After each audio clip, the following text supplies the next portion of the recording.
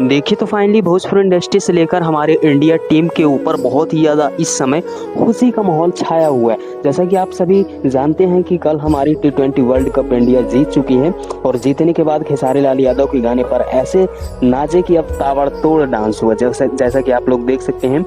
और कुछ भोजपुरी इंडस्ट्री के बारे में विराट कोहली जी भी बोले हैं, जो कि हमारी इंडिया टीम के सबसे बहुत ही अच्छे बल्लेबाज हैं। और बहुत समय के बाद ऐसा हमें खुशी का माहौल देखने को मिल रहा है। और खासकर आप लोग देख सकते हैं कि हमारे विराट कोहली सर भी खेसारी लाल यादव के गाने पर नाच रहे हैं।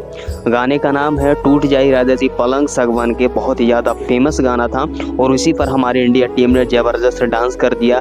खेसारी लाल यादव का जलवा हमारी भोजपुरी इंडस्ट्री में छाए ही रहते हैं। और यहाँ पर हम आप सभी को बता दें कि इंडिया तो बाकी आप लोग खुश हैं या नहीं, आपको कमेंट कीजिए। एंड खेसारी भैया और विराट सर के बारे में क्या कहना चाहेंगे, कमेंट करें।